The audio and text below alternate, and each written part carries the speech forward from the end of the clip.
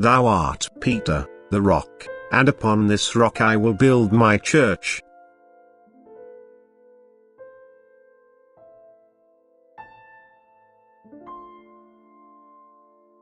I certainly established a church on earth, but I did not want an organization. I say this to all those who interpret my word.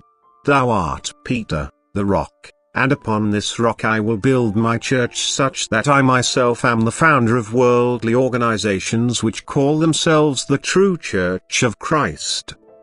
Like all my words, these, too, were intended to be understood spiritually. In fact, they are very easy to comprehend if the faith of my disciple Peter is understood as a rock, which everyone must possess in order to belong to my true church.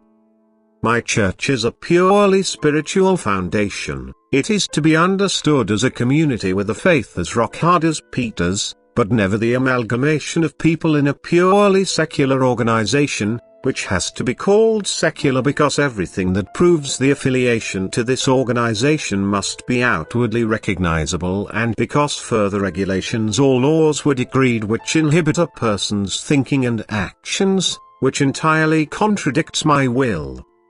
It is my will that people wanting to belong to my church should strive towards me of their own free will, which necessitates faith in me as well as love. Neither can be enforced nor achieved through regulations. Love for me does not awaken as a matter of duty but through faith in my perfection, and although this faith can be taught, it cannot be demanded. The human being must bring himself to believe after he has received knowledge of me, of his Creator and Father of eternity.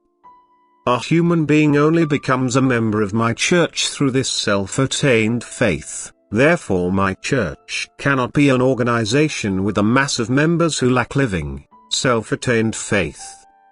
For although faith and love are being preached, the listeners must nevertheless first activate their will in order to acquire the right of belonging to the church which was founded by me. And therefore I repeatedly emphasize that people could not have formed this church by establishing an organization in which, like in any worldly organization, leaders of various ranks work, to whom I have never appointed such a ministry, whose functions are more of a ruling than a serving nature and who are often not members of the church I founded themselves, because they, too, only believe blindly what they were taught and as yet have neither acquired a convinced faith through deliberation nor a living faith through activity of love. Hence these believe themselves to be my representatives on earth, and yet they are unable to convey truthful knowledge to people because they don't possess it themselves. They feel that they are Peter's successors, but they are not, because their faith lacks the strength of a rock. As soon as it is tested, the church founded by me will prove itself. Not even the gates of hell will defeat it.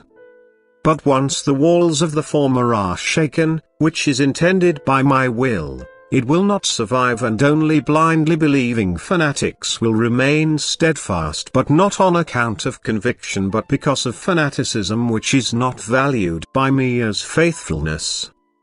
For I want people to think about everything they encounter, and it is my will that they shall acquire vision and don't remain blind due to their own fault. I also want them to think about my words, Thou art Peter, and upon this rock I will build my church, and the gates of hell shall not prevail against it. I want people to reflect on how these words of mine are to be understood. It is my will that they should be truthfully interpreted, and you humans also recognize when human interpretation does not correspond to the spiritual meaning which I have placed into my words. And you will be able to recognize it if you dwell on it with willingness for the pure truth. When you are taught by those who call themselves my representatives on earth, my true representatives are certainly informed of the truth and can therefore also provide their fellow human beings with a correct explanation regarding my word and its deeper spiritual meaning.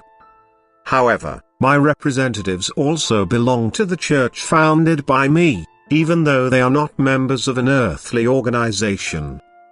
my true representatives will also announce in my name to all spiritual organizations the end of their existence, because everything that has distanced itself from the real truth will fade away, even if people are convinced that the church will be invincible.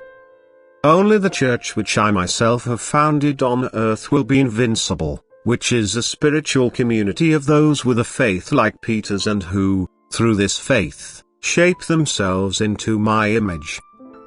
Who can indeed have a living faith because they are instructed in the truth, who allow my Spirit to be effective in them, which always is and will remain a sign of affiliation to the church I have founded. Amen.